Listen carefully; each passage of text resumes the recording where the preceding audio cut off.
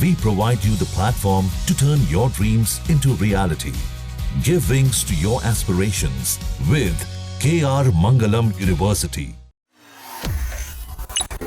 आज के बदलते वक्त में अमूमन लोगों के घर में रसोई गैस का इस्तेमाल होता है।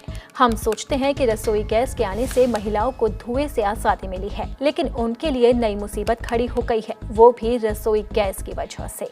रसोई गैस के काफ़ी नुकसान हैं, यहाँ तक कि इससे महिलाओं की जान को भी खतरा है।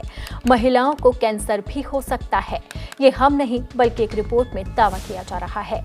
एक नई वैज्ञानिक स्टडी ने चौंकाने वाला खुलासा कर दिया है कि गैस चूल्हे जलाते समय एक जहरीली गैस बेंजीन घर की हवा में फैलती है।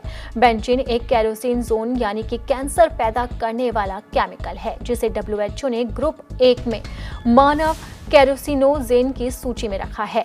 यह गंधहीन और हल्के पीले रंग का तरल होता है और खास तौर पर सॉल्टेंट्स और केमिकल इंडस्ट्री में इस्तेमाल होता है। सिगरेट से निकलने वाला धुआं बेंजीन का सबसे बड़ा सोर्स है। करीब 90% लोग इसकी वजह से ही कैंसर करने वाले केमिकल के संपर्क में आते हैं। इसके अलावा ये कई घरेलू उत्पादों जैसे गोंद, क्लिनिक एजेंट और पेंट्स में भी पाया जाता है।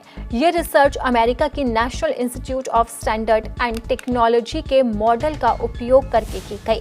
वैज्ञानिकों ने छोटे फ्लैट से लेकर बड़े घरों तक हर प्रकार के घरों में गैस और प्रोपेन स्टोव से निकलने वाले बेंजीन के फैलाव को मॉडल किया।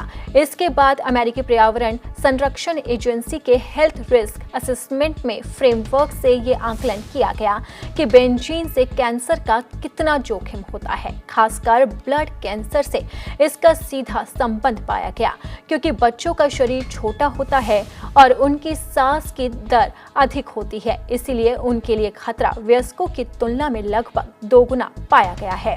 अध्ययन में ये भी सामने आया है कि बेंजीन सिर्फ रसोई तक सीमित नहीं रहती, बल्कि वो ड्राइंग रूम और बेडरूम तक फैल सकती है। अगर बच्चों का शरीर छोटा होता है और उनकी सांस लेने की दर अधिक होती है, इसलिए उनके लिए खतरा वयस्कों की तुलना में और ज्यादा हो जाता है। यानी कि रसोई गैस अब खतरे का सबब भी बनती जा रही है और ये खासकर महिलाओं पर असर डाल रही है।